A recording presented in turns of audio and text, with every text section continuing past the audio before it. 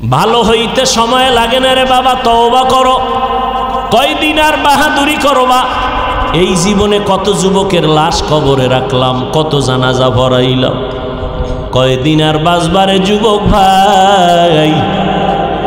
আজকে তোমার এত আপন বন্ধু স্বার্থে আঘাত লাগলে মোবাইলটারে বন্ধ করে রাখে, আর পাওয়া যায় না।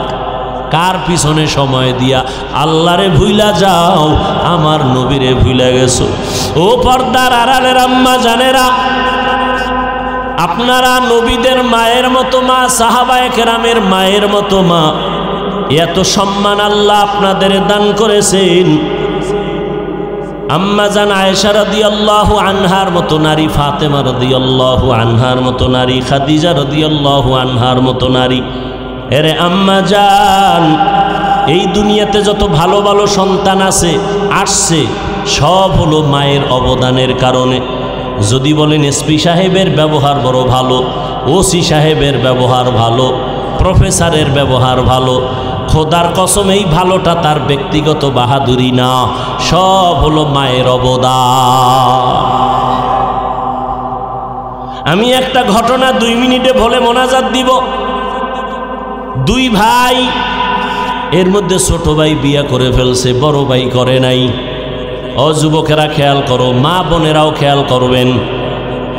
ছোট ভাই বিয়া করলো, সন্তান আদি হইল। একদিন জিগা, এই মিয়া ভাই তুমি বিয়া শাদী করো না, বিষয় কি? কয় আমি পছন্দের মাইয়া পাই না। মাইয়ার অভাব দেশে? বলে না পাই না। ছোট ভাই মনে মনে ভাবলো, সম্ভ্রান্ত পরিবারের একটা মেয়ে যদি দেই ভাইজান হয়তো বিয়া করবে। এই খেয়াল কর, ঠিকই একটা ভালো মেয়ে, সুন্দরী রূপসী, ডানা কাটা ভরি। বুঝনি ডানা কাটা ভরির ওয়াজ? বুঝো? ডানা কাটা ভরি মানে আইয়া তোর বাপের ডানা কাটবে, তোর মায়ের ডা কাটবে, শেষ সময় তোর ডা কাটবে, কাইটা এরপর সম্পদ। 1 মাস পরে দেখবি বউ হিজরত করছে।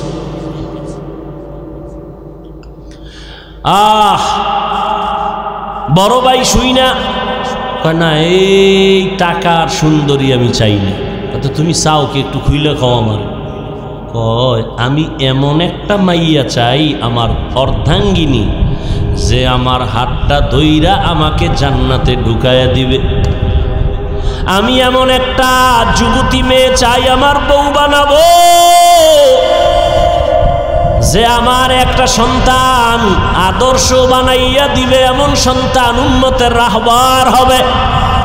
ছোট ভাই কয় এমন মাইয়াও ভাবা না, তোমার কপালে বিয়া নেই। বড় ভাই কয় শুইনা রাখ, আমার অন্তরের নিয়ত যদি ঠিক হয়, খাঁটি হয়, আমার মাওলা একদিন আগে পরে আমার আশা পূরণ করবে। তুমি নিয়তি করছো বিয়ার আগে বিদেশ যাওয়ার ভিসা নেওয়া লাগবে, কে আসেনি এই আকাম? কথা কয় না। তোমার মাইয়া বিয়া করুন, বিদেশ যাওয়ার ভিসা দিবানি, তো বিয়া কইরা বিদেশ গেলে বউ পাহারা দিবে কে? কয় আমার ছোট ভাই। হাসো কেন? এই অপরাধ চলে না? শান্তি আসবে কিভাবে? এরপরও আল্লাহ কিছু শান্তি রাখছে মুহাম্মদের উম্মত হওয়ার কারণে। না হয় ঘুমের তুইটা দেখতা চেহারা নষ্ট হয়ে গেছে, অন্য পশুদের মতো হয়ে গেছে, গুনার কারণ। ছোট ভাই এই কথা বলে চলে গেল। বড় ভাই আল্লাহর কাছে দোয়া করে, আল্লাহ তুমি আমার মনের আশা পূরণ একজন নেককারিনী স্ত্রী দাও, যারে দিয়া দুনিয়ার সুন্দর বাগান সাজাবো, জান্নাত পেয়ে যাব। মনে মনে দোয়া করে, আর কোনো আওয়াজ নাই।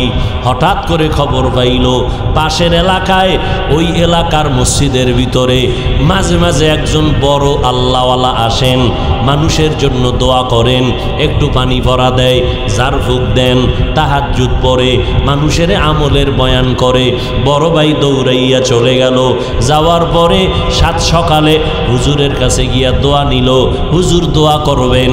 কথা বলতে না বলতে মসজিদের জানালার বাইরে দিয়া একটা যুবতী মেয়ে সালাম দিল হুজুরকে, সালামু আলাইকুম, হুজুর কেমন আছেন?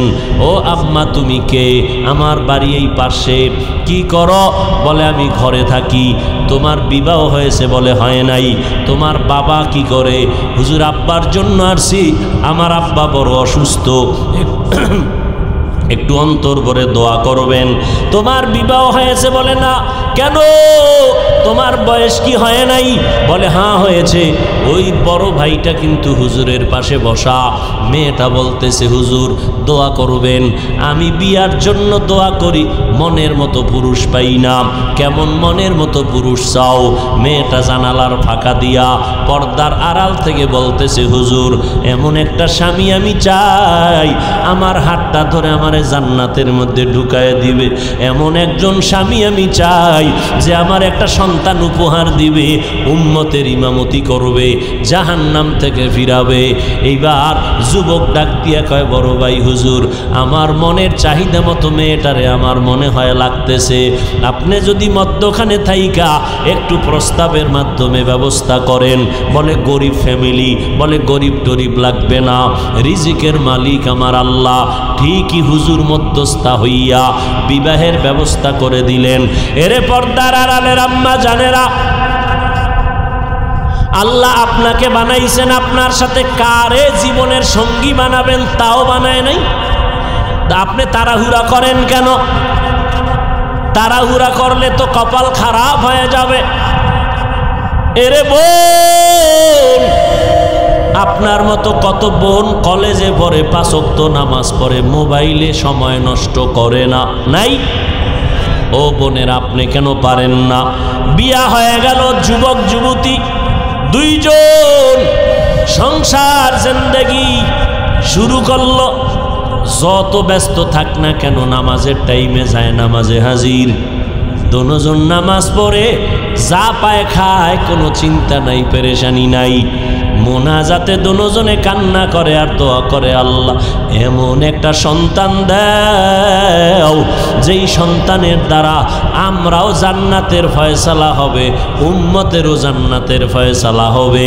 আল্লাহ এমন একটা সন্তান দিয়েছেন, ওই সন্তান জমিনে আইসা বড় হইয়া হাতের পাওয়ার দিয়া বাইতুল মুকাদ্দাস, যেই মসজিদ প্রথম কেবলা মুসলমানের, যেখানে বর্তমানে যুদ্ধ চলতেছে কঠিনভাবে, ওই বাইতুল মুকাদ্দাস জালেমের হাত থেকে নিজে নিয়ে আসলেন, ক্ষমতা খাটাইয়া। মিশর হাতের মুঠায় নিয়ে আসলেন, সিরিয়া হাতের মুষ্টিতে নিয়ে আসলেন। ইতিহাসের পৃষ্ঠার মধ্যে স্বর্ণাক্ষরে তার নাম লেখা। ওই মা বাবার সন্তান, গুগলে সার্চ দিয়া বাসায় গিয়া দেখবা, ওই সন্তান ইতিহাসের শ্রেষ্ঠ সন্তান সুলতান সালাউদ্দিন আইয়ুবী রহমাতুল্লাহ আলাই। দুনিয়ার মিশর সিরিয়া হাতের মুঠায় নিয়া মুসলমানের শান্তির বাতাসে ঘুম পাড়ায় দিলেন। মুসলমানের প্রথম কিবলা জালেমদের হাত থেকে মুক্ত করাইলেন সুলতান সালাউদ্দিন আইয়ুবী। এই সন্তান এমনি হয় নাই, মা বাবার দোয়া আর চোখের পানির কারণে হয়েছে। ও যুবক, যত বাহাদুরি করো, মা বাবার চোখের পানি আর দোয়া যদি না থাকতো আমি এই চেয়ারে বসতে পারতাম না।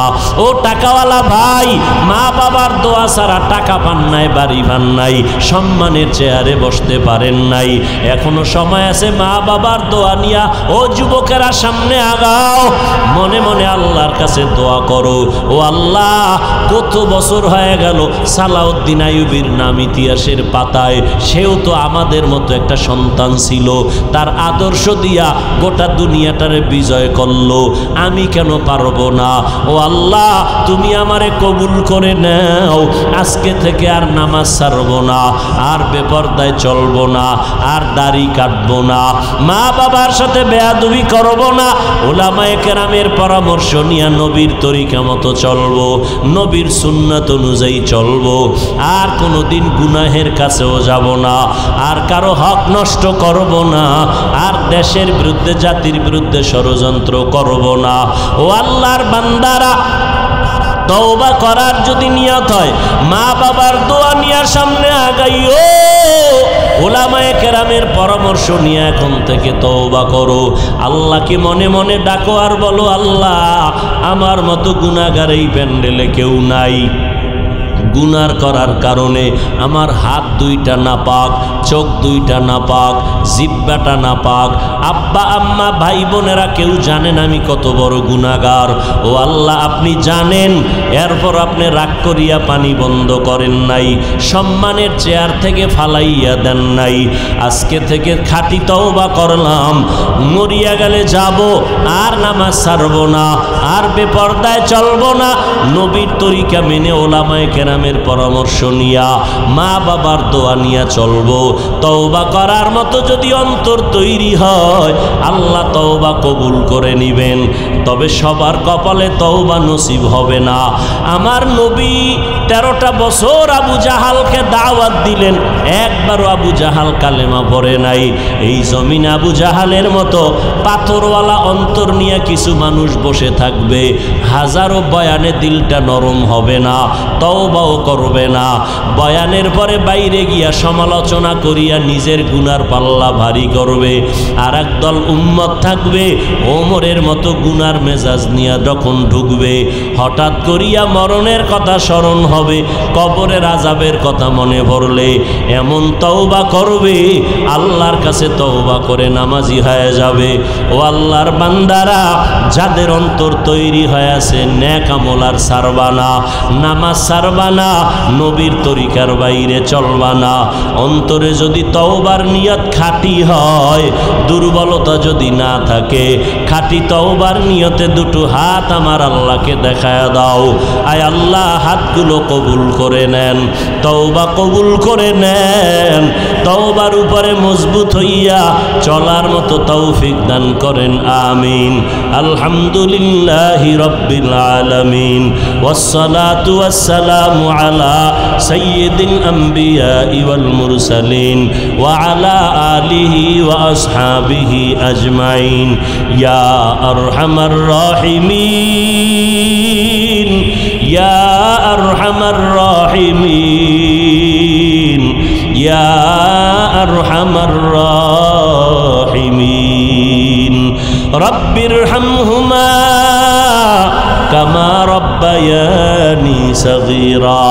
আল্লাহুম্মা ইন্না নাসআলুকা রিযাকা ওয়াল জান্নাহ ওয়া নাউযু বিকা মিন সাখাতিকা ওয়ান নার। ও দয়ার মালিক,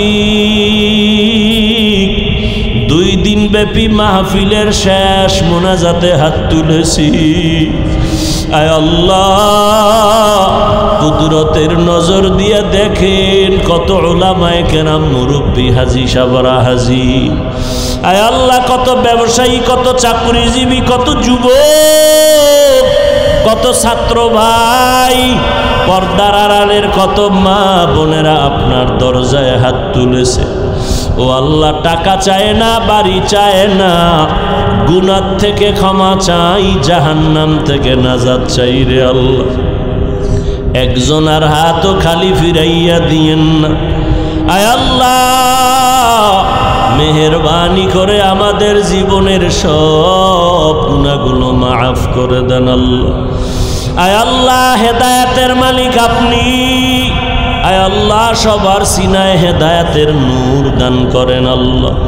আয় আল্লাহ, মাহফিল কবুল করে নেন, মাদ্রাসা মসজিদ কবুল করে নেন, আয়োজনকারী সহযোগিতাকারীদের কবুল করে নেন, সারা দুনিয়াবাসীকে মাফ করে দেন, বাংলাদেশ শান্তির দেশ বানায় দেন আল্লাহ। আয় আল্লাহ, প্রশাসনিকভাবে যারা কাজ করে দিনের খাদেম বানায় দেন। আয় আল্লাহ, জনপ্রতিনিধির দায়িত্ব যারা পালন করে দিনদার বানায় দেন আল্লাহ। মা বোনদের আবেদা বানায় দেন, সন্তানগুলো নেককার বানায় দেন আল্লাহ। আয় আল্লাহ, আমার প্রত্যেকটা মা বাবাকে নেককার সন্তানের মা বাবা হওয়ার তৌফিক দান করেন আল্লাহ। সন্তানের কারণে যেন কোনো মা বাবার ইজ্জত নষ্ট হইয়া না যায়, সন্তানের কারণে মা বাবার ইজ্জত বাড়ানোর ব্যবস্থা করে দেন আল্লাহ। যারা লেখাপড়া করে পরীক্ষার্থী কামিয়াবি দান করেন। অন্যান্য শিক্ষা প্রতিষ্ঠানগুলো নবীর আদর্শের আদলে কবুল করে নেন। আয় আল্লাহ, যারা কামাই রুজি ব্যবসা চাকরি করে হালালভাবে বরকত বাড়ায় দেন, হারাম থেকে হেফাজত করেন। আয় আল্লাহ, আমার কলিজার প্রত্যেকটা যুবকের দিনের খাদেম বানায় দেন, 5 ওয়াক্ত নামাজি কোরআন পড়নেওয়ালা বানায় দেন। আয় আল্লাহ, কুদরতের দ্বারা মোবাইলের গুনাহের থেকে আমাদের হেফাজত করেন, মোবাইলের গুনাহের থেকে হেফাজত করেন। মিনহা খালাকনাকুম ওয়া ফিহা নুঈদুকুম ওয়া মিনহা নুখরিজুকুম তারাতান উখরা। এই আয়াতটা পড়ছিলাম, আপনারা পারেন না? এটা খাওয়ানোর আগে ভরে না পরে ভরে? কখন ভরে? মানুষের জীবনের শেষ বিদায়ের আওয়াজ। আয়াতটা খুবই ছোট, পছন্দের আয়াত, মুখস্থ করা আয়াত। আলোচনা হলো পুরা কোরআন শরীফ জোড়া। এই আয়াতটার মধ্যে আলোচনা যা আছে, 3টা বিষয় আলোচনা। মিনহা খালাকনাকুম একটা, অফিহা নুঈদুকুম 2, অমিনহা নুখরিজুকুম তারাতান উখরা। এই 3টা শব্দের মধ্যে পুরা 30 পারা কোরআনের আলোচনা ঢুকানো। আল্লাহ কি বলেন? হে মানব জাতি, তোমাদেরকে মাটির থেকে সৃষ্টি করেছি। অফিহা নুঈদুকুম, মাটির মধ্যেই নিয়ে যাওয়া হবে। ওয়ামিনহা নুখরিজুকুম তারাতান উখরা, ওই মাটির গর্ভ থেকে আবার আল্লাহর আদালতে হাজির করা হবে। তাহলে এই 3টা শব্দের মধ্যে 3টা বিষয় আলোচনা। সৃষ্টি জগতের রহস্য, কবর জগতের আলোচনা, হাসর জগৎ তথা কিয়ামতের আলোচনা। কোরআন শরীফের মধ্যে পৃষ্ঠায় পৃষ্ঠায় পৃষ্ঠায় এই বিষয়গুলোই আলোচনা করা হয়েছে। আমি শুধু মিনহা খালাকনাকুম এই শব্দটার উপরে কয়েকটা কথা বলে মোনাজাত দিয়ে দিব, তাও শেষ করতে পারবো কিনা আল্লাহু আলাম। হাদিস পড়েছি, রসুলের একটি হাদিস, সংক্ষেপ হাদিস। নবী বলেন, আদ-দুনিয়া সিজনুল মুমিন ওয়া জান্নাতুল কাফির। দুনিয়াটা মুমিনদের জন্য জেলখানা, যারা মুমিন না এদের জন্য শান্তির জায়গা দুনিয়া বালাখানা, যারা মুমিন এদের জন্য জেলখানা। নবী জেলখানার সাথে মুমিনদেরকে তুলনা দিছেন কেন? জেলখানা যেমন মানুষ ঢুকলে আর স্বাধীনতা থাকে না, মুমিন দুনিয়াতে চলবে স্বাধীনভাবে চলতে পারবে না। তার প্রত্যেকটা কাজ কর্মের ক্ষেত্রে সীমাবদ্ধতা দিয়ে দিছেন আল্লাহ মুমিনদেরকে। যত শান্তি মুমিন, কবরের থেকে শুরু, দুনিয়া হলো তার কষ্টের জায়গা, পরকাল জীবন শান্তির স্থান। বিধর্মী যারা, বেঈমান যারা, এদের জন্য দুনিয়া হলো চিরশান্তির জায়গা। মৃত্যুর পরে কষ্ট শুরু, আর শেষ হবে না। আল্লাহ পাক বলেন, আমি মাটির থেকে তোমাদের সৃষ্টি করেছি। মানুষ সৃষ্টির ক্ষেত্রে আল্লাহ কোরআনে কয়েক রকম কথা বলেছেন। এক আয়াতে বলেছেন, আমি তোমাদেরকে এক ফোঁটা পানির থেকে সৃষ্টি করেছি। কোরআনের আর এক জায়গায় বলেছেন, আমি মানুষ সৃষ্টি করেছি জমাট রক্ত থেকে। ইকরা বিসমি রাব্বিকাল্লাযী খালাক, খালাকাল ইনসানা মিন আলাক। আল্লাহ এখানে বলেন, আমি ইনসান সৃষ্টি করেছি জমাট রক্ত থেকে। আমার খুতবার তেলাওয়াতকৃত আয়াতে বললেন, আমি মানুষ সৃষ্টি করেছি মাটির থেকে। আল্লাহ পাক আর এক আয়াতের মধ্যে বলেন, হাল আতা আলাল ইনসানি হিনুম মিনাদ দাহরি লাম ইয়াকুন শাইআম মাযকুরা ইন্না খালাকনাল ইনসানা মিন নুতফাতিন আমশাজিন নাবতালিহি ফাজআলনাহু সামিআম বাসীরা। আল্লাহ এখানে বলেন আমি তোমাদের সৃষ্টি করেছি এক ফোঁটা পানির থেকে। অনেক মতামতের মধ্যে মূল হলো মাটির সৃষ্টি আসল। মিনহা খালাকনাকুম, আল্লাহ বলেন এ মানুষ আমি তোমাদের মাটির থেকে সৃষ্টি করেছি। মাটির থেকে সৃষ্টি যদি আসল হয় তো জমাট রক্ত থেকে সৃষ্টি কথার ব্যাখ্যা কি? মাটির সৃষ্টি যদি আসল হয় নাপাক পানির থেকে সৃষ্টি কথার ব্যাখ্যা কি? আল্লাহ পাক রব্বুল আলামিনের এই ব্যাখ্যাগুলো মুফাসসিরিনে কেরাম উল্লেখ করেছেন। আল্লাহ বলেন মাটির থেকে সৃষ্টি করার এখানে এক অর্থ হলো আমি আল্লাহ নিজ কুদরতের হাতে ডাইরেক্ট আদমের মাটির থেকে আমি সৃষ্টি করেছি। ও ভাই একটু বন্ধ করো, একটু কমাও, মহা মুসিবত। শরীরের রূহ না থাকলে শরীরের কোনো দাম আছে? কেউ মানুষ বলবে? বলবে মানুষের লাশ। আল্লাহ বলেন আমি আদমকে ডাইরেক্ট মাটির থেকে সৃষ্টি করেছি। আদম কয়জন বলেন? একজন। তো একজন যদি হয় তাহলে আয়াতের শব্দ হবে এরকম, মিনহা খালাকনাকা, হে আদম আমি একজন তোমাকে সৃষ্টি। তোমাদেরকে বললেন কেন? আদম তো একা। কুম বললেন কেন? তোমাদেরকে সৃষ্টি করেছি বললেন কেন? ডাইরেক্ট সৃষ্টি তো আদম নবী একাকে করছেন। তো প্রশ্ন হলো কুম বললেন কেন? কা বলা দরকার ছিল। মিনহা খালাকনাকা, কুম বললেন কেন? এর এক জবাব, এই দুনিয়ার মানুষ আদমের মাটির থেকে বানাইছি, এর থেকে আদমের জান্নাতে দিলাম। জান্নাতের মধ্যে আদম ঘুরতেছে, এক জায়গায় বিছানা পাইয়া আরামে ঘুমায় গেল, বিভোর ঘুম। আমি আল্লাহ এমন ঘুম দিলাম আদমের পৃষ্ঠ থেকে আমি হাড় বের করে আমি আল্লাহ কাকে? পৃথিবীর শ্রেষ্ঠ সুন্দরী আম্মা জান হাওয়া, এত সুন্দরী আল্লাহ নিজে তাকে বানাইছেন। জান্নাতের মধ্যে আসমানে আল্লাহ বানাইলেন আদম নবীর পাজরের হাড় দিয়া। এখান থেকে একটা উপদেশ আমাদের জেনে রাখা দরকার, বিশেষ করে আম্মাজানদের। পুরুষেরও জানতে হবে, আম্মাজানেরও জানা রাখার দরকার। আসেনি? আম্মাজানের আছে?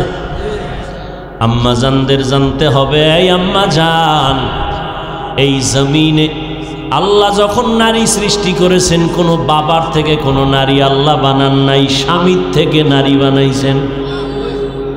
কার থেকে? না বাবার থেকে? আদম নবী হাওয়ার কি হয়? কথা বলেন।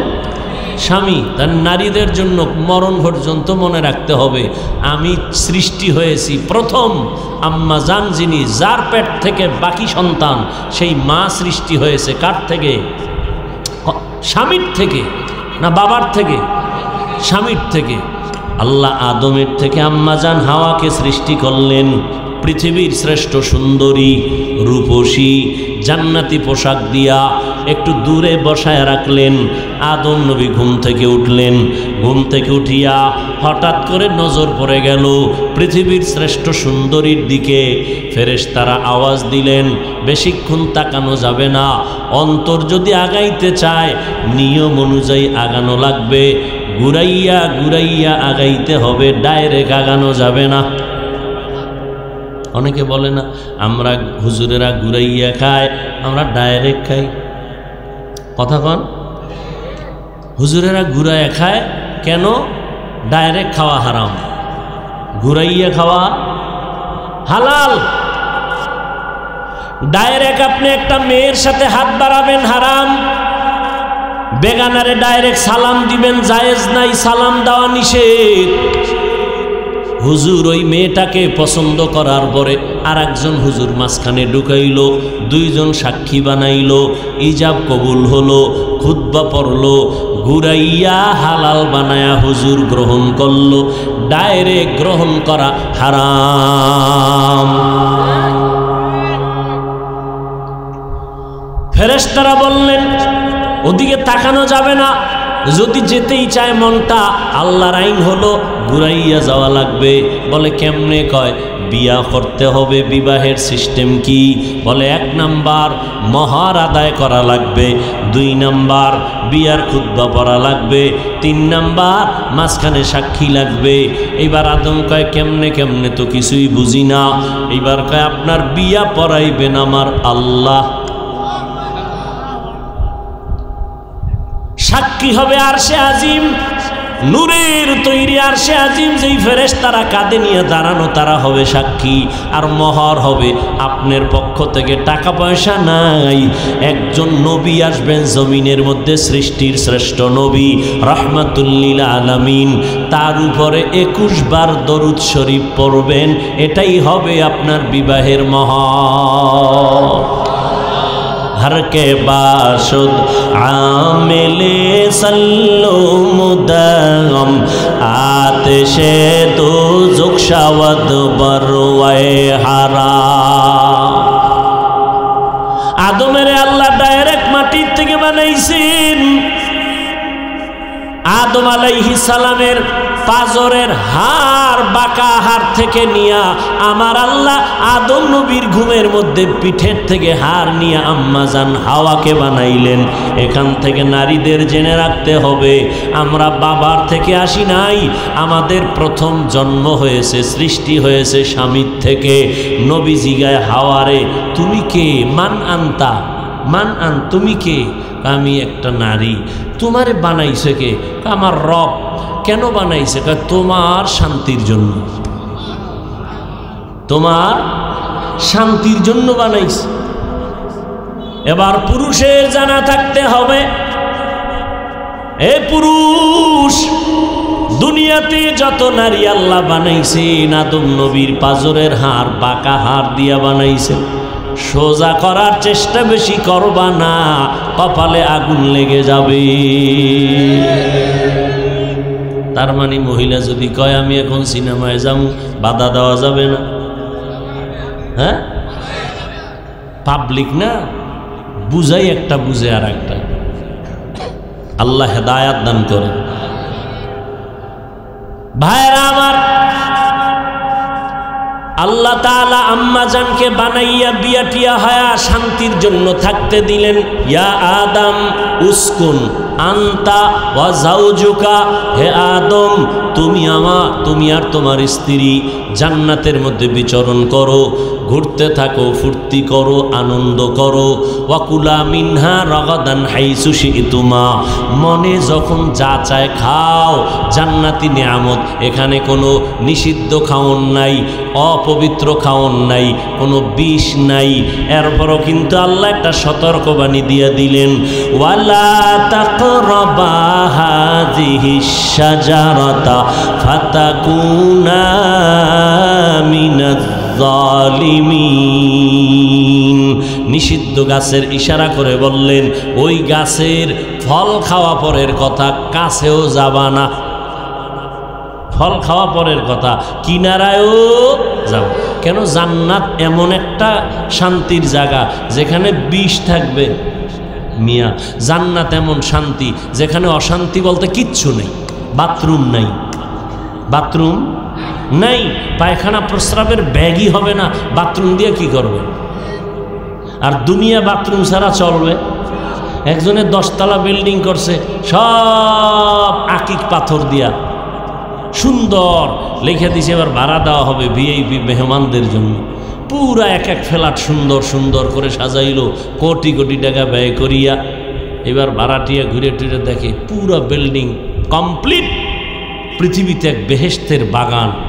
একটা বিল্ডিংয়ের সিফা সাফায় একটা বাথরুমও নেই। ভাড়া নিবে কেউ? বলে এই আপনি যে এত সুন্দর বাড়ি করলেন, বাথরুম কই? কাম এলাকাটা পবিত্র তো, দুর্গন্ধমুক্ত বাথরুম আমগো ওই গজারিয়া থানার সিভার ভিতরে। যদি আপনার বাথরুমের প্রয়োজন হয় এখানে রিক্সা আছে, কলিং বেলে চাপ দিবেন, 10 মিনিটে চলে যাবে। যাবে কেউ? ভাড়া নিবে? ফ্রি দিলেও নিবে। দেখেন তো এইবার বিষয় কি? কেন ভাড়া নিব না? এত আকিক পাথর দিয়ে বানাইলাম, নিবেন না? না, বিষয় সমস্যা বাথরুম নেই। এই কথাটা তো 6 মাস আগে কইতেন, পুরো বিল্ডিংটার বাথরুম বানাই থইতেন। সময় 1 মাস দেন, 1 মাস সময় দেন, আমি সুন্দর করে বাথরুম বানাই। এত জরুরি বাথরুমের আমার বুঝার ভুল ছিল, দুর্বলতা ছিল। দুনিয়া বাথরুমের কি প্রয়োজন? এইবার বাথরুমটারে এত সুন্দর করে বানাইছে, ভিতরে এসি লাগাই দিছে, এক জায়গায় শুনলাম টেলিভিশন লাগাই দিছে। হুদা বয়ে থেকে দরকার আছে, সব চলুক, দুনিয়ার খবরাখবর। যেইভাবে ইসরায়েলের হামলা চলতে আছে, খবরও রাখা দরকার। বাস সুন্দর করে বাথরুম একটা বানাই দিছে। এত সুন্দর ড্রয়িং রুম, ডাইনিং, বেডরুম এত সুন্দর করে নাই, বাথরুমটারে এত সুন্দর করছে। দেখে একজন আর কলিজা ঠান্ডা হয়ে গেছে, যার বেডরুমে ঘুমানোর দরকার নাই, বালিশটাতে এখানে সাইজ হয়ে থাকে। কেউ ঘুমাবে? ঘুমাবে না, পৃথিবীর কেউ ঘুমাবে না। কিন্তু বাথরুমের দরকার আছে না নাই? কি পরিমাণ দরকার! বাথরুম ছাড়া কোনো বিল্ডিংয়ের দাম নাই। বাথরুমের দরকার কতটুকু? মাত্র 5 মিনিট, ঠিক না? 5 মিনিটের বাথরুমের দরকার। জরুরত সেরে বের হয়ে যাও, তবে সাবধান, তোমার গায়ে যে পোশাক আছে ওই পোশাকে যেন ময়লা লাগে না। দুনিয়াটা বাথরুমের মতো। আল্লাহর পাকের নবী বলেন, আল্লাহর কাছে দুনিয়াটার মূল্য যদি একটা মশার দানা বরাবর হইতো, কোনো বেঈমানের 1 ডোক পানি পান করার অনুমতি আল্লাহ দিতেন না। দুনিয়ার কোনো দাম আল্লাহর কাছে নাই, এরপরও দুনিয়ায় পাঠাইলেন কেন? বলে বাথরুমে গিয়া জরুরত সারার জন্য। এই জন্য পাঠাইছি, জরুরতটা সারার পর রেডি হয়ে যাও, কবরে আইসা মাওলার মোহাব্বতে জান্নাতের বিছনায় ঘুমাইবা। তবে সাবধান, বাথরুমে ঢুকতে গিয়া যেন জামা কাপড়ে ময়লা না লাগে। দুনিয়া নামক জায়গায় বসিয়া নামাজ পড়বা, জিকির করবা, তবে দুনিয়া যেন তোমারে গ্রাস করতে না পারে। ঢুকলেই তোমার ইমানের পোশাকের মধ্যে ময়লা লাগবে। কয় যদি লাগে, লাগতে তো পারেই, কি করার? কয় যাক, যদি লাগে তাহলে সাবান রেডি রাখ, পানি রেডি রাখ, ধুইয়া তাড়াতাড়ি পরিষ্কার করবি। এমন ময়লা লাগছে, হালাল সাবানেও ময়লা দূর হয় না, দাগ লেগে গেছে। এখন কি করার? কয় বাজারের মধ্যে সিফা সাফা বিভিন্ন জায়গায় দোকান আছে, লন্ড্রির দোকান। ও বিদেশি মেডিসিন লয়ে বসে আছে, তোর যত বড় কালো দাগ হোক না কেন মেডিসিন লাগায় দিবে বিদেশি। দেশিটায় কাম হবে না, বিদেশি মেডিসিন লাগায় দিলে যত ময়লা থাকবে সব পরিষ্কার হয়ে যাবে। ইমানের ঘরে যারা দুনিয়া নামক জায়গায় গিয়া আল্লাহর জিকির করতে গিয়া শয়তানের দোকায় পড়ে যারা ময়লা লাগাবি, সাবান রেডি রাখবি মাওলার জিকির, পানি রেডি রাখবি নামাজ কোরআন তেলাওয়াত। এমন ময়লা লাগাইছি, সুদের ময়লা, ঘুষের ময়লা, মা বাবার সাথে বেয়াদবির ময়লা, নবীর সাথে বেয়াদবির ময়লা। এই ময়লা জিকিরেও যায় না। কয় জমিনের মধ্যে কিছু ছোট ছোট খানকা লইয়া বড় বড় আল্লাহওয়ালারা বসে রয়েছে বিদেশি মেডিসিন। এই মেডিসিন লেবাননে কিনতে পাওয়া যায় না, আমেরিকায় কিনতে পাওয়া যায় না। ওদের কাছে যাইয়া একটু সময় লাগাও, ওরা লন্ড্রির মধ্যে যখন তোমার একটু তাপ দিবে, না তাওয়াজ্জু দিবে, নেক নজর দিবে, বিদেশি মেডিসিনের তাকওয়ার পাওয়ার নিয়ে যখন তাকাবে, তোর যত বড় ময়লা অন্তরে থাকবে সব আল্লাহ পরিষ্কার বানায় দিবে। সোহবতে সালে তোরা সালে কুনাত, সোহবতে তলে তোরা তলে কুনাত। এই জন্যই তো আমি বলি, এই জমিনে যারা বলে ওলি মানি না, আউলিয়া মানি না, তারা ভণ্ড, তারা বাতেল। আসতে বললেন কেন? মনে হইতেছে গাঞ্জা খাই অজে বইছি, চেহারা দেখলে বোঝা যায়। একজনে তেঁতুল খায়, কয় কেমন লাগে? কয় ঠোঁটের মিসকলে বুঝো না।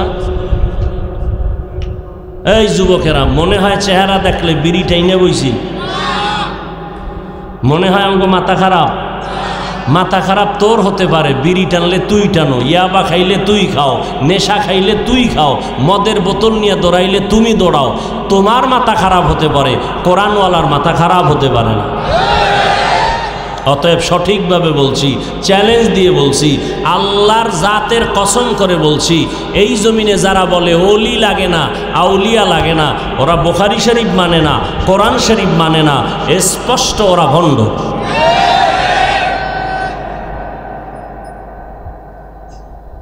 খুব সতর্ক, সাবধান। অনেকে বলে মা বাবার থেকে আর বড় পীরকে। মা বাবা এত বড় পীর হইলে তুমি স্কুলে পড়ছো কেন? মা বাবায় তোমার একটা তাওয়াজ্জু দিত, তোমার সব ভিতরে চলে আসতো। তুমি মাদ্রাসায় 12 বছর ডাউলের পানি আটার রুটি খেয়ে পড়ো কেন? মা বাবার দোয়া নিয়ে ভালো হয়ে যাও। এটা একটা ধোঁকা। পীরের কাছে গেলে কি মা বাবার সম্মান কমে যাবে? মা বাবার ইজ্জতের স্থান একটা, পীরের আল্লাহ আলাদের স্থান একটা, ওস্তাদের স্থান আর একটা, আলাদা আলাদা ভাগ করাস। আবু বকরের নাম শুনছেন, রসুলের সাহাবী। তার দাম কি কম বেশি? কম না বেশি? কেমন বেশি? সারা দুনিয়ার মুমিনদের নেক আমল যদি এক পালায় দেওয়া হয়, আবু বকরের ঈমানের পাল্লা সবার থেকে ভারী হয়ে যাবে। সেই আবু বকর নবীর দরবারে গিয়া পড়ে থাকতেন। ওমরের মতো বান্দা নবীর দরবারে পড়ে আছেন। ও আল্লাহর বান্দারা, আমি শুরুতেই কিন্তু বলছি, এই দুনিয়াতে কিয়ামতের আগে নবীরে আর দেখতে পাইবা না। নবী আইসা বয়ান দিবে না, আবু বকর বয়ান দিবেন না, ওমরের বয়ান শুনতে পারবো না, ওসমানের চেহারা দেখতে পারবো না, আলীর চেহারা দেখতে পারবো না, আমাদের মাযহাবের ইমাম আবু হানিফা রাহমাতুল্লাহ আলাইহি আর দেখার ভাগ্য হবে না। এখন যদি আমরা কলবটারে সোজা করতে চাই, জান্নাতের বাজারটারে সাজাইতে চাই, এই জমিনে কারামগো সহযোগী হইয়া আমাদের জান্নাতের বাড়িটারে সুন্দর করবে, একমাত্র সহযোগিতা করার নবীর পক্ষ থেকে আল্লাহর অর্ডারে দিয়ে গেছেন, একমাত্র শুধুমাত্র কেবলমাত্র উলামায়ে আহলে হক। তবে সাবধান, ওলামাদের মধ্যে একদল আছে বাতিল। নবী ১৫০০ বছর আগে হাদিস কয়ে গেছে, ছিদ্র কোনোটা বাদ রাখে নাই। নবী ১৫০০ বছর আগে বলে গেছেন, সাবধান, এই জমিনের মধ্যে একদল আলেম হবে, এরা সৃষ্টির শ্রেষ্ঠ, সুন্দর, ভালো। আবার একদল মাওলানা হবে, এরা সৃষ্টির নিকৃষ্ট, খারাপ। হাদিসটা পড়ি, তুমি শোনো। পয়গম্বর বলেন, ইন্না শাররাশ শাররি শিরারুল উলামা ওয়া ইন্না খাইরাল খাইরি খিয়ারুল উলামা। নবীর হাদিস। সব থেকে উত্তম আলেম এটা মানা যায়, সব থেকে খারাপ হবে আলেম, এটা নবী কি কইলেন সহসায় মাথায় ধরে না। 2 মিনিটে শুনেন কেন বলছেন নবী। গাঞ্জাখোর মদখোরের নবী খারাপ বলতেন, এটা মানা যাইতো। দুনিয়ার ওলামায়ে কেরামদের নবী চূড়ান্ত এক দলের খারাপ কেন বললেন, এর কারণটা কি? 1 মিনিটে জবাব দিচ্ছি, ভালো করে শুনবেন। ও আল্লাহর বান্দারা, আমাদের সমাজে মদখোর, গাঞ্জাখোর, বেনামাজিরা হাজার হাজার মানুষ যদি স্টেজে দাঁড়াইয়া কোরআন শরীফ মাথায় নিয়ে কসম খাইয়া এরপরে একটা ফতুয়া দেয়, এ জাতি কখনো গ্রহণ করবে না। করবে? ও কোরআন মাথায় নিয়ে কসম খাইলেও গ্রহণ করবে না। কিন্তু হাজার হাজার লাগবে না, একজন টুপিওয়ালা বইয়া যদি বয়ানের ফাঁকে একটা মেডিসিন উল্টা পাল্টা ছেড়ে দিয়া বলে দেয়, মানুষের মধ্যে কানাঘুষা শুরু হয়ে যাবে। কেউ বলবে কি কইল, একজনে বলবে না হুজুরে যেহেতু কইছে এটা নিয়ে আমাকে মন্তব্য করা ঠিক না, হুজুর যখন কইছে এটা হইলে হইতেও পারে, এটা প্যাঁচ লাগাইয়েই দিল হুজুরে। কি হুজবিল্লাহ বললে কি হবে? মাওলানা তো বইলা পুরা বাজার গরম বানায় রাখছে। কালেমা কুফুরি, যারা পড়বে এরা কাফের। তাহলে ওর আব্বা কাফের, ওর দাদা কাফের, ওই হুজুরের নানি কাফের, ওই হুজুরের দাদিও কাফের, কারণ এরা এই কালেমা হইরা কবরে গেছে। আসতে বলেন কেন? কথা বুঝেন না? এই যুবকেরা বলো, লা ইলাহা ইল্লাল্লাহ মুহাম্মাদুর রাসূলুল্লাহ, এই কালেমা মানো? দ্বিমত আছে কারো? দ্বিমত থাকলে আমারে হাত দেখান দরকার নেই, তুমি এখান থেকে চলে যাও গোপনে। তোমারে আমাদের অশুনানোর কোনো দরকার নেই। এখন এই যে কালেমাটা কুফুরি, কোনো বেনামাজি কইছে? বড় হুজুর কইছে, বড় হুজুর। আর এক হুজুর কয় নবীর সাহাবী ওমরে ফারুক ভণ্ড। আল্লাহ হেদায়াত দান করুন। তাহলে রসুল যে বলছেন আলেম দুই দল, টের পাইছেন নি? এক দল হক আর এক দল বাতিল। ভাইরা আমার, কোথা থেকে কোথায় যাব? আল্লাহ তাআলা আদম নবীর থেকে আম্মা জান হাওয়ারে বানাইয়া নিষেধ করলেন ওই গাছের কিনারায়ও যাইবা না। জান্নাতে সব গাছ ভালো, ফল ভালো, নিষেধ করলেন কেন? ওটা কি বিষ? কয় না, বরং ওইটা আঞ্জির গাছ। কি গাছ? আঞ্জির। কেউ বলছে গমের। যাই হোক, মোটামুটি একটা ভালো গাছ, ফলও মিষ্টি, মজার ফল। নিষেধ করলেন কেন আল্লাহ? আল্লাহ নিষেধ করে একটা বিধান কায়েম করলেন, কিয়ামত পর্যন্ত আদমের সন্তানেরা ওটা মানতে হবে। কি? জীবনটাকে স্বাধীন মনে করা যাবে না। খাও নাইলেই খাইয়া লাইবা না, তুমি গরু না, তুমি ছাগল না, তুমি শুকর না। গরু পাইলে খায়, আমার মালিকেরটা না আর একজনেরটা, চিন্তা নাই। পাইলো আর খাইলো। তুমি মানুষ, তুমি মুহাম্মদের উম্মত, তুমি শ্রেষ্ঠ মানুষ। তোমার খানাটা যা পাইবা তা খাওয়া যাবে না, কারণ তোমার খানার আল্লাহর আদালতে হিসাব দেওয়া লাগবে। অতএব খানার আগে চিন্তা করবা এই খানাটা হালাল না আল্লাহর বিধানে হারাম।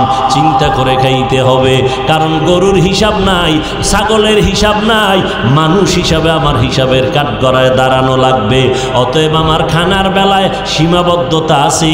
স্বাধীনভাবে পাইলাম আর খাইলাম, এটা মানুষের খানা হতে পারে না।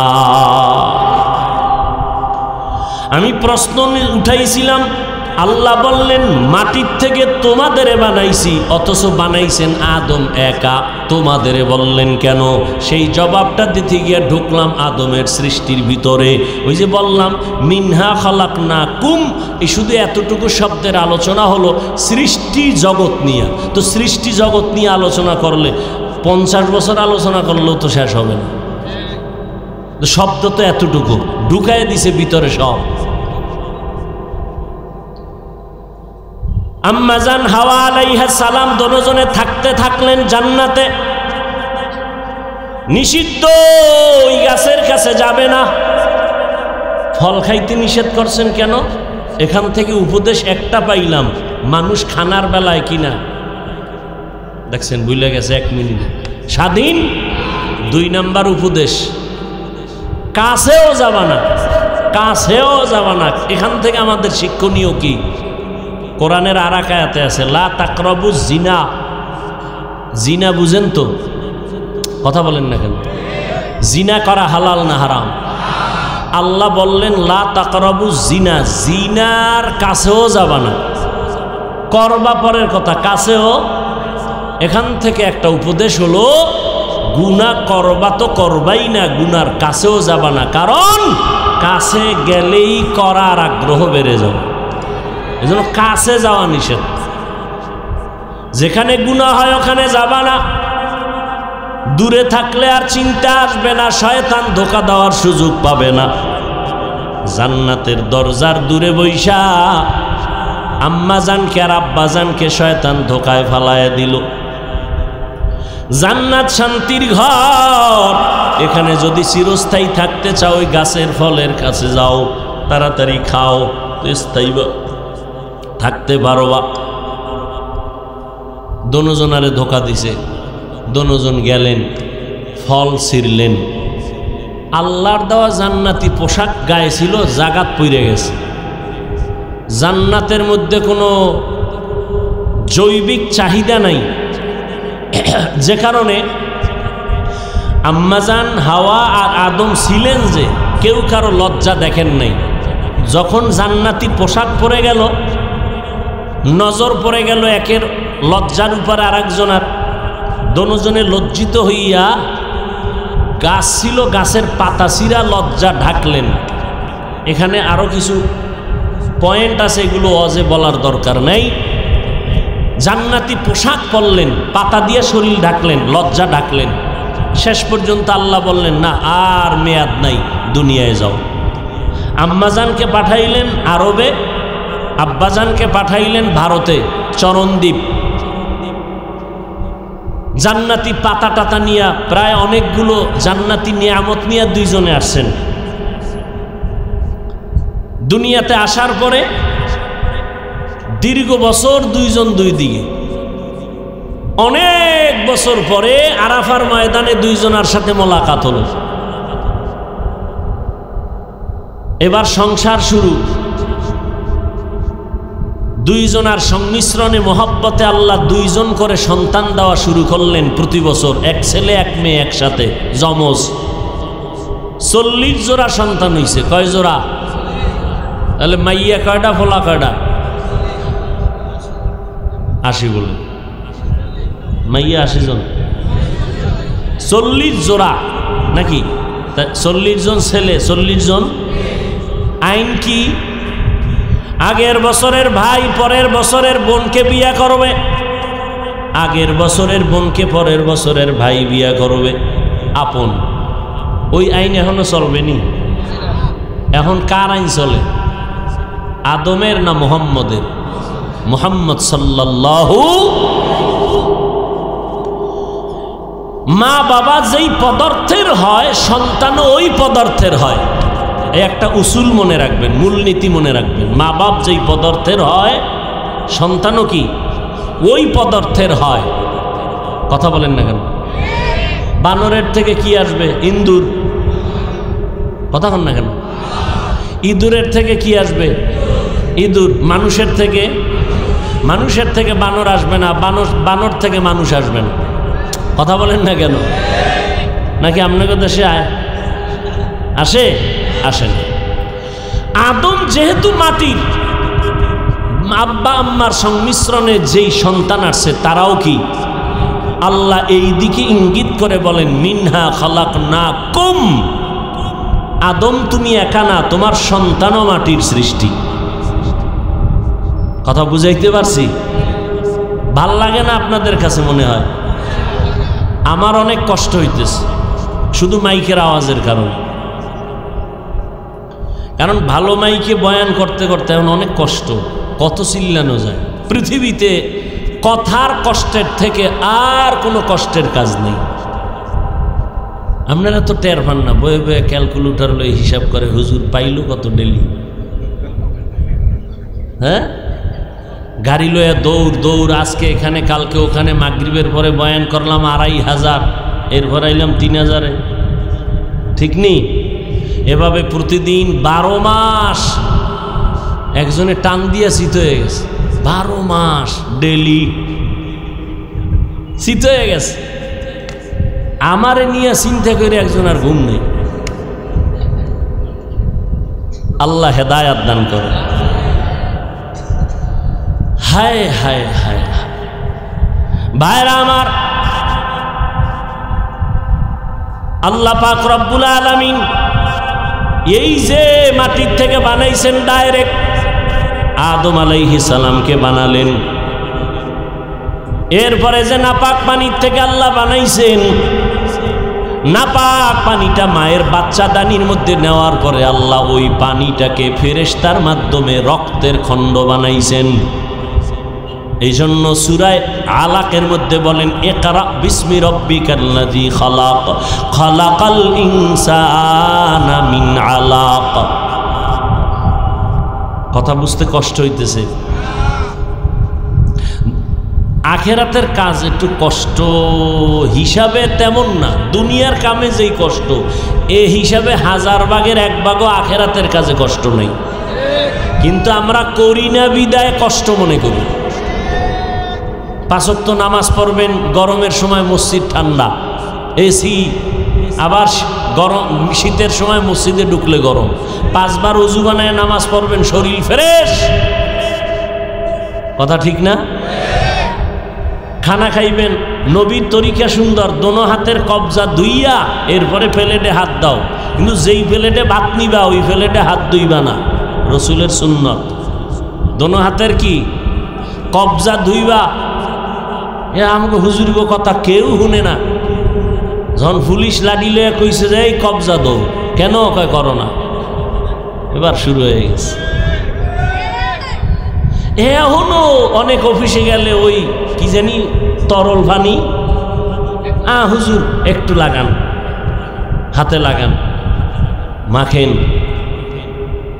আর রসুল তো ১৫০০ বছর আগে বলছেন পরিষ্কার পরিচ্ছন্নতা ঈমানের অংশ। দুই হাতের কবজা ধুইয়া খাইতে বসো, যেই প্লেটে খানা নিবা ওই প্লেটে হাত ধুইবা না। কত সুন্দর রসুলের সুন্নত। দস্তারখান বিছাইয়া খাইও, খানা পরে গেলে উঠাইয়া খাও, কারণ তোমারে মাওলায় 3 বেলা খাওয়ায়। তুমি এক বেলায় যা খাও, তোমার পাশে কত গরিব আসে 3 বেলায়ও পায় না। ফালাইয়া দিও না, এমনকি তোমার খানার বেঁচে থাকা হাড্ডিগুলো পানিতে ফালাইও না, বাইরে একটা নিরাপদ জায়গায় ফালাইয়া দাও। কুকুরের রিজিকের ব্যবস্থা হবে, বিড়ালের খানা হবে, জিনেরাও হাড্ডি গুড্ডি খাবে। ওদের খানা পানিতে ফালাইয়া ওই হাড্ডির মজা নষ্ট করবা না।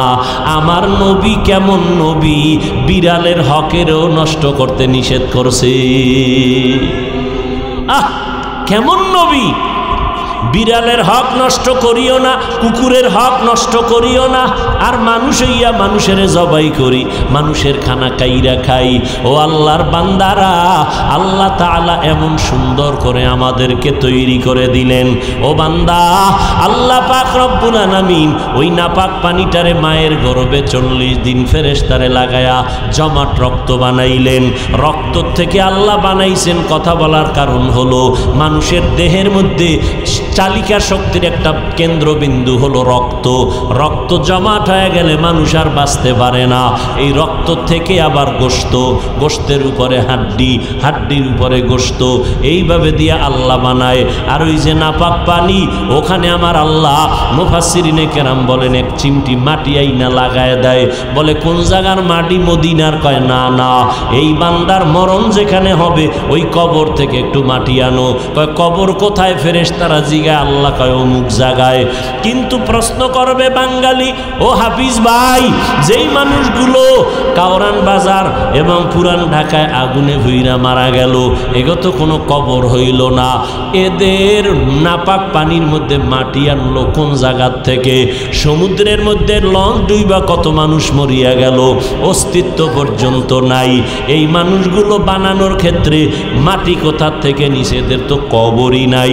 মুফাসসিরিনে কেরাম বলেন, ও মানুষ জেনে নাও, পুরা শরীরটা নষ্ট হবে, তবে আমাদের পিঠের মধ্যে যে একটা হাড় আছে, মেরুদণ্ড আসেনি, এই মেরুদণ্ডর একেবারে নিচে মার্বেলের মতো একটা গোলাকার গোড়া আছে। গোড়া এটা আগুনেও নষ্ট হবে না, পানিতেও নষ্ট হবে না, এইটা থাকবে কিয়ামত পর্যন্ত। এখান থেকেই আল্লাহ মানুষ উঠাবেন হাসরের ময়দানে। মানুষের অস্তিত্ব থাকবে না, হাড্ডি গুড্ডি কিছুই থাকবে না। ওই গোড়ার থেকে মানুষ যেখানে পড়বে, নদীর মধ্যে যদি লাশ হইয়া যায়, ওই গোড়াটা আছে তো, ওটা যেখানে গিয়া পড়বে কেউ না জানলেও কে জানেন? আল্লাহ কয় ওইটাই তার কবর, ওখান থেকে মাটি আন। এখন আবার প্রশ্নকারীরা প্রশ্ন করবে, আল্লাহ তাআলা আবার মানুষ অস্তিত্বহীন হয়ে গেলে আবার কেমনে অবিকল এই সুরতে বানাবেন? কত প্রশ্ন করতে তো আর ঠেকে না। প্রশ্ন করতে কি টিকিট লাগেনি? একজন ইমাম সাহেবের পরীক্ষা করার জন্য জীবনে মসজিদে যায় না, চার দোকানে দেখা হয়েছে, তো একটু হেড অন দেখাই তুইব না, আমি কিছু জানি। তো হুজুরের কয় মুসা নবীর আম্মার নামটা কোন? তো হুজুর তো জাগাত হুজুরের কি মুখস্থ আছে? নাই। হুজুরে যদি কে পরে কম, এই জন্যই তো মসজিদে যাই না, না হুজুরের মধ্যে এলেম কালাম কিছু নাই। মুসা নবীর মায়ের নামটা কইতে লেখবা, কোরআন তেলাওয়াত লেখা সার্চ দিবা, দেখবা মক্কা মদিনার ইমামের তেলাওয়াত হাজির, একটার উপরে টাচ করবা, তেলাওয়াত চালু হয়ে যাবে। মোবাইলটা বালিশের পাশে রাইখা তুমি চুপচাপ ঘুমায় যাবা। কোরআন তেলাওয়াত শুনতে শুনতে ঘুমাও, তোমার ঘুমটা হবে বরকতের ঘুম। এবং একদিন, 2 দিন, 7 দিন, 1 মাস এইভাবে যদি আমল করো, আমার অন্তর বলে তুমি নিজেই বলবা জীবনে আর গানের আওয়াজ কানে দিব না। কোরআনের তেলাওয়াতে এত মজা, এত মজার আওয়াজ, কলিজা পর্যন্ত ঠান্ডা হয়ে যায়। আজকে যদি কোরআনের বয়ান না হইতো, এই মানুষগুলোকে টাকার লোভ দেখাইয়াও বসায়া রাখা যাইত না। ও যুবক, মনকে বুঝাও রে মন। তোমার মতো যুবক রাস্তায় গাড়ি চালায়, 5 বেলার নামাজ ছাড়ে না, ড্রাইভারি করে। মনেরে বুঝাও তুমি কেন পারবা না? তোমার মতো যুবক ভাই দেখো, র্যাব, আর্মি, পুলিশ, বিডিআরের চাকরি করে, 5 বেলার নামাজ পড়ে, দাড়িওয়ালা। তুমি কেন পারবা না রে বাবা? তোমার মতো যুবক তাকায় দেখো, নদীর মধ্যে মাছ ধরে, নৌকায় বৈশা নামাজ পড়ে, নামাজ ছাড়ে না। তোমরা সাক্ষী দাও, আছে না নাই? তোমার মতো যুবক তাকাইয়া দেখো, আজকে 5 ওয়াক্ত নামাজ পড়ে, শ্রমিকের কাজ করে, কৃষি কাজ করে, গামছা বিছাইয়া নামাজ পড়ে। এই স্কুল কলেজে যারা পড়ো, আমার জানা মতে আমি দেখছি বিভিন্ন কলেজে নামাজের ঘর আছে আলাদা, লেখা আছে মেয়েদের নামাজের ঘর, আর এক জায়গায় লেখা পাশেই ছেলেদের নামাজের ঘর। আছে না নাই? গিয়া দেখ, তুই তো খেলতেছো, আড্ডা দিতেছো, তোর ফাঁকে দিয়া তোর যুবক ভাই, তোর ক্লাসের ভাই গিয়া নামাজটা ঠিকই পড়ে আসছে, তুই খবর রাখো নাই। মেয়েরাও নামাজ পড়ে। ও যুবক, ভালো হইতে সময় লাগে না রে বাবা, তওবা করো। কয়দিন আর বাহাদুরি করবা? এই জীবনে কত যুবকের লাশ কবরে রাখলাম, কত জানাজা ভরাইলাম, কয়দিন আর বাঁচবারে যুবক ভাই। আজকে তোমার এত আপন বন্ধু স্বার্থে আঘাত লাগলে মোবাইলটারে বন্ধ করে রাখে, আর পাওয়া যায় না। কার পিছনে সময় দিয়া আল্লাহরে ভুইলা যাও, আমার নবীরে ভুইলা গেছো। ও পর্দার আড়ালের আম্মা জানেরা, আপনারা নবীদের মায়ের মতো মা, সাহাবায়ে কেরামের মায়ের মতো মা, এত সম্মান আল্লাহ আপনাদের দান করেছেন। আম্মা জান আয়েশা রাদিয়াল্লাহু আনহার মতো নারী, ফাতেমা রাদিয়াল্লাহু আনহার মতো নারী, খাদিজা রাদিয়াল্লাহু আনহার মতো নারী। এরে আম্মা জান, এই দুনিয়াতে যত ভালো ভালো সন্তান আছে, আসছে, সব হলো মায়ের অবদানের কারণে। যদি বলেন এসপি সাহেবের ব্যবহার বড় ভালো, ওসি সাহেবের ব্যবহার ভালো, প্রফেসরের ব্যবহার ভালো, খোদার কসম এই ভালোটা তার ব্যক্তিগত বাহাদুরি না, সব হলো মায়ের অবদান। আমি একটা ঘটনা 2 মিনিটে বলে মোনাজাত দিব। 2 ভাই, এর মধ্যে ছোট ভাই বিয়া করে ফেলছে, বড় ভাই করে নাই। ও যুবকেরা খেয়াল করো, মা বোনেরাও খেয়াল করবেন। ছোট ভাই বিয়া করলো, সন্তান আদি হইল। একদিন জিগা, এই মিয়া ভাই, তুমি বিয়া শাদী করো না, বিষয় কি? কয় আমি পছন্দের মাইয়া পাই না। মাইয়ার অভাব দেশে? বলে না, পাই না। ছোট ভাই মনে মনে ভাবলো, সম্ভ্রান্ত পরিবারের একটা মেয়ে যদি দেই, ভাইজান হয়তো বিয়া করবে। এই খেয়াল কর, ঠিকই একটা ভালো মেয়ে, সুন্দরী, রূপসী, ডানা কাটা ভরি। বুঝনি ডানা কাটা ভরির ওয়াজ? বুঝো? ডানা কাটা ভরি মানে আইয়া তোর বাপের ডানা কাটবে, তোর মায়ের ডা কাটবে, শেষ সময় তোর ডা কাটবে, কাইটা এরপর সম্পদ। 1 মাস পরে দেখবি বউ হিজরত করছে।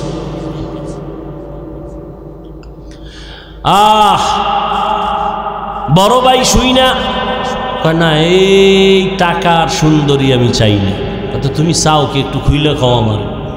কয় আমি এমন একটা মাইয়া চাই, আমার অর্ধাঙ্গিনী, যে আমার হাতটা ধইরা আমাকে জান্নাতে ঢুকায়া দিবে। আমি এমন একটা যুবতী মেয়ে চাই, আমার বউ বানাবো, যে আমার একটা সন্তান আদর্শ বানাইয়া দিবে, এমন সন্তান উম্মতের রাহবার হবে। ছোট ভাই কয় এমন মাইয়াও ভাবা না, তোমার কপালে বিয়া নেই। বড় ভাই কয় শুইনা রাখ, আমার অন্তরের নিয়ত যদি ঠিক হয়, খাঁটি হয়, আমার মাওলা একদিন আগে পরে আমার আশা পূরণ করবে। তুমি নিয়তি করছো বিয়ার আগে বিদেশ যাওয়ার ভিসা নেওয়া লাগবে, কে আসেনি এই আকাম? কথা কয় না। তোমার মাইয়া বিয়া করুন, বিদেশ যাওয়ার ভিসা দিবানি, তো বিয়া কইরা বিদেশ গেলে বউ পাহারা দিবে কে? কয় আমার ছোট ভাই। হাসো কেন? এই অপরাধ চলে না? শান্তি আসবে কিভাবে? এরপরও আল্লাহ কিছু শান্তি রাখছে মুহাম্মদের উম্মত হওয়ার কারণে।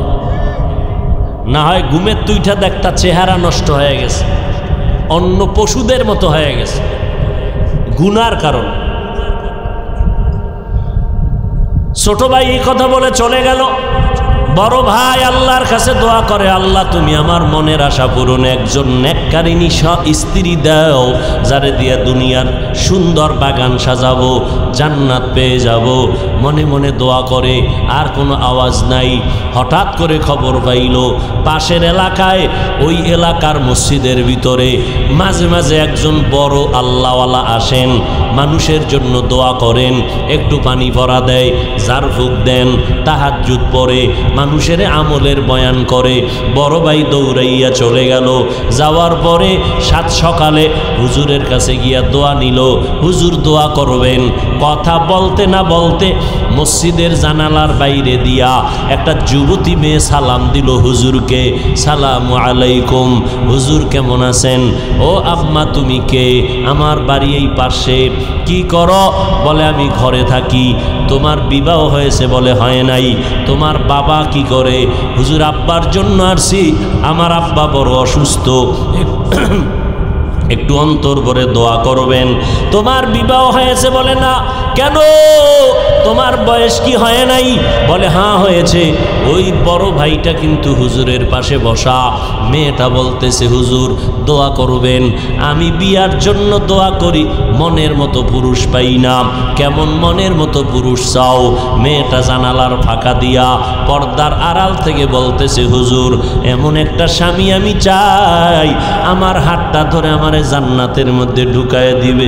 এমন একজন স্বামী আমি চাই যে আমার একটা সন্তান উপহার দিবে, উম্মতের ইমামতি করবে, জাহান্নাম থেকে ফিরাবে। এইবার যুবক ডাক দিয়া কয় বড় ভাই হুজুর আমার মনের চাহিদা মতো মেয়েটারে আমার মনে হয় লাগতেছে, আপনি যদি মধ্যখানে থাইকা একটু প্রস্তাবের মাধ্যমে ব্যবস্থা করেন। বলে গরিব ফ্যামিলি, বলে গরিব টরিব লাগবে না, রিজিকের মালিক আমার আল্লাহ। ঠিকই হুজুর মধ্যস্থা হইয়া বিবাহের ব্যবস্থা করে দিলেন। এরে পর্দার আড়ালের আম্মা জানেরা,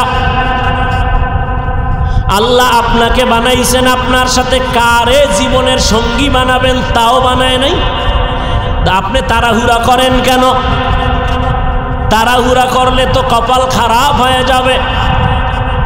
এরে বোন, আপনার মতো কত বোন কলেজে পড়ে, 5 ওয়াক্ত নামাজ পড়ে, মোবাইলে সময় নষ্ট করে না? নাই? ও বোনের আপনি কেন পারেন না? বিয়া হয়ে গেল, যুবক যুবতী দুইজন সংসার জিন্দেগি শুরু করলো। যত ব্যস্ত থাক না কেন নামাজের টাইমে যায় নামাজে হাজির। দুজন নামাজ পড়ে, যা পায় খায়, কোনো চিন্তা নাই, পেরেশানি নাই। মোনাজাতে দুজনে কান্না করে আর দোয়া করে আল্লাহ এমন একটা সন্তান দাও যেই সন্তানের দ্বারা আমরাও জান্নাতের ফয়সালা হবে, উম্মতেরও জান্নাতের ফয়সালা হবে। আল্লাহ এমন একটা সন্তান দিয়েছেন, ওই সন্তান জমিনে আইসা বড় হইয়া হাতের পাওয়ার দিয়া বাইতুল মুকাদ্দাস, যেই মসজিদ প্রথম কেবলা মুসলমানের, যেখানে বর্তমানে যুদ্ধ চলতেছে কঠিনভাবে, ওই বাইতুল মুকাদ্দাস জালেমের হাত থেকে নিজে নিয়ে আসলেন, ক্ষমতা খাটাইয়া। মিশর হাতের মুঠায় নিয়ে আসলেন, সিরিয়া হাতের মুষ্টিতে নিয়ে আসলেন, ইতিহাসের পৃষ্ঠার মধ্যে স্বর্ণাক্ষরে তার নাম লেখা। ওই মা বাবার সন্তান, গুগলে সার্চ দিয়া বাসায় গিয়া দেখবা ওই সন্তান ইতিহাসের শ্রেষ্ঠ সন্তান সুলতান সালাউদ্দিন আইয়ুবী রহমাতুল্লাহ আলাই। দুনিয়ার মিশর সিরিয়া হাতের মুঠায় নিয়া মুসলমানের শান্তির বাতাসে ঘুম পাড়ায় দিলেন।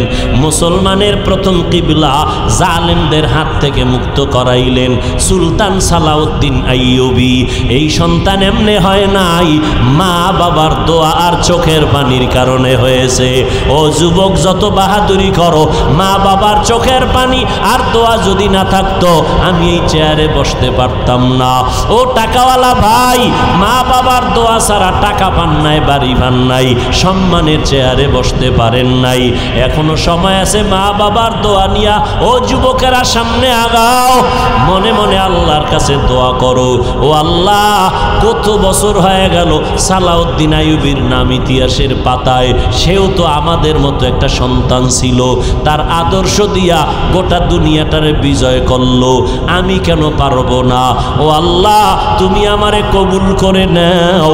আজকে থেকে আর নামাজ ছাড়বো না, আর বেপরদায় চলবো না, আর দাড়ি কাটবো না, মা বাবার সাথে বেয়াদবি করবো না, উলামায়ে কেরামের পরামর্শ নিয়ে নবীর তরিকা মতো চলবো, নবীর সুন্নাত অনুযায়ী চলবো, আর কোনোদিন গুনাহের কাছেও যাব না, আর কারো হক নষ্ট করব না, আর দেশের বিরুদ্ধে জাতির বিরুদ্ধে ষড়যন্ত্র করব না। ও আল্লাহর বান্দারা, তওবা করার যদি নিয়ত হয়, মা বাবার দোয়া নিয়ে সামনে আগাইও, উলামায়ে কেরামের পরামর্শ নিয়ে এখন থেকে তওবা করো, আল্লাহকে মনে মনে ডাকো আর বলো, আল্লাহ, আমার মতো গুনাহগার এই প্যান্ডেলে কেউ নাই। গুনার করার কারণে আমার হাত দুইটা নাপাক, চোখ দুইটা নাপাক, জিহ্বাটা নাপাক, আব্বা আম্মা ভাই বোনেরা কেউ জানেন আমি কত বড় গুনাহগার। ও আল্লাহ, আপনি জানেন, এরপর আপনি রাগ করিয়া পানি বন্ধ করেন নাই, সম্মানের চেয়ার থেকে ফালাইয়া দেন নাই। আজকে থেকে খাঁটি তওবা করলাম, মরিয়া গেলে যাব, আর নামাজ ছাড়ব না, আর বেপরদায় চলব না, নবীর তরিকা মেনে উলামায়ে কেরামের পরামর্শ নিয়া মা বাবার দোয়া নিয়া চলবো। তওবা করার মতো যদি অন্তর তৈরি হয়, আল্লাহ তওবা কবুল করে নিবেন। তবে সবার কপালে তওবা নসিব হবে না।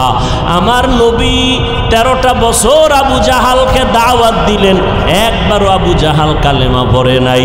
এই জমিন আবু জাহালের মতো পাথরওয়ালা অন্তর নিয়ে কিছু মানুষ বসে থাকবে, হাজারো বয়ানে দিলটা নরম হবে না, তওবাও করবে না। বয়ানের পরে বাইরে গিয়া সমালোচনা করিয়া নিজের গুনার পাল্লা ভারী করবে। আর একদল উম্মত থাকবে, ওমরের মতো গুনার মেজাজ নিয়ে যখন ঢুকবে, হঠাৎ করিয়া মরণের কথা স্মরণ হবে, কবরের আযাবের কথা মনে পড়লে এমন তওবা করবে, আল্লাহর কাছে তওবা করে নামাজি হয়ে যাবে। ও আল্লাহর বান্দারা, যাদের অন্তর তৈরি হয়ে আছে, নেক আমল আর ছাড়বা না, নামাজ ছাড়বা না, নবীর তরিকার বাইরে চলবা না। অন্তরে যদি তওবার নিয়ত খাঁটি হয়, দুর্বলতা যদি না থাকে, খাঁটি তওবার নিয়তে দুটো হাত আমার আল্লাহকে দেখায় দাও। আয় আল্লাহ, হাতগুলো কবুল করে নেন, তওবা কবুল করে নেন, তওবার উপরে মজবুত হইয়া চলার মতো তৌফিক দান করেন, আমিন।